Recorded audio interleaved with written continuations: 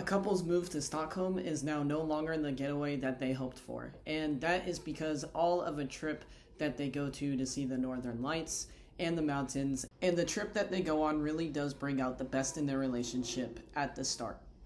Now, we do get the hint early on that there are bigger problems within the relationship that they still need to solve, mainly with each other and how things are run at the home and how they spend time together outside of work. Red Dot is exactly what you think it's going to be for a survival of the fittest film.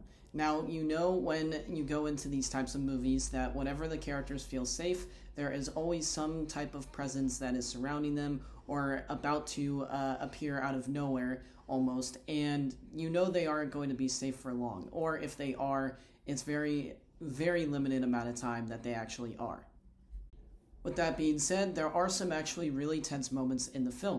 Now, there are other dangers that do come after them besides the red dot, which I did appreciate lots, because to be completely honest, I thought the film was only going to take place in the tent for the entire runtime, or at least the surrounding area that they are staying at, and that was going to be it. It was going to be like a real isolation thriller horror film. And for the most part it is, but they do go outside of the tent, and so the exploration of the wilderness becomes necessary rather than a vacation. As the film goes on, both characters do have to deal with their trauma in separate ways. And with the man's character, it is going to be the fact that he starts to lose his mind, and he really relies on his wife to get through all of this. And so with the wife's character, she really tries to keep everything together, and she pushes them forward through a lot of the tense situations. Once you find out why it is that they go on this vacation and what happens in the past right before this vacation, which there is a continued flashback explaining the reason why they keep going back and forth, that becomes spoiler territory, so I'm not going to say why that is. But the film does then ask the question for the audience, do you think they should survive, or do you even care at this point? And I really loved that a lot about this film, and I think they definitely continue to rely on this flashback and that question. For a short film, it is only about an hour and a half. There is a lot to unpack, and there is a lot that happens. We move pretty quickly from once they arrive to the cabin that they're staying at, the whole wilderness survival aspect of the film, and then the resolution of everything in between from start to end. And with that being said, it gets its point across, and I do think they executed everything actually really well for such a short runtime.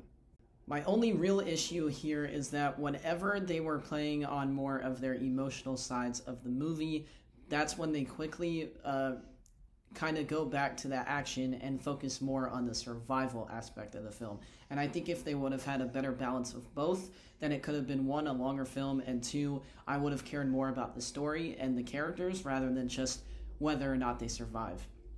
Because for the whole time, that really is all I care about, even though they do have some personal stakes of their own. And again, that would be spoiler territory, so I won't say what those are. But that is probably the film's weakest point, is that they don't balance well together for the amount of time that we get to spend with these characters. And as well with that, there is a tone shift, I would say, towards the end of the film, and it tries to be this big emotional ending, and it just felt like we were supposed to care a lot more than at least I did personally. And I think it'll work for some audience members, and then for others, they're just not going to even make it through all the way to the end. And with all of the struggles that they go through, a lot of it is because of their own doing, which I do appreciate. We get both sides of their own wrongdoing and what is happening to them. So I will say the film also succeeded with that extent of showing the villains and the good guys, even though they are both of those things. And with that being said, I do think that they did show some really neat ways of how the villains went about trying to expose their struggles or try to make them struggle even further. And that kept me most interested whenever the film kind of got boring. And at the end of the day, I'm going to be giving this movie a 1.5 on Letterboxd and a 23% out of 100% for my rating. And lately all my reviews have been kind of low, and I'm honestly surprised because these films I am interested in going into, and then by the end I just kind of feel like I've missed something. So hopefully the year will get better. I know a lot of movies are coming out this weekend as I speak, and I will be catching up to those as well.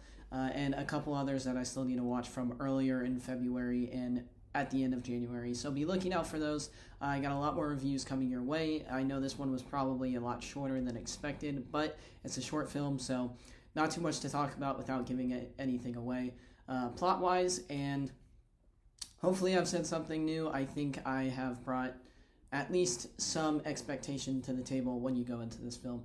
So from there, I'm going to leave it to you guys to go check it out. Let me know what you think down in the comments below, and if you could please subscribe as well, and check out my other film reviews, and I will see you guys in the next video.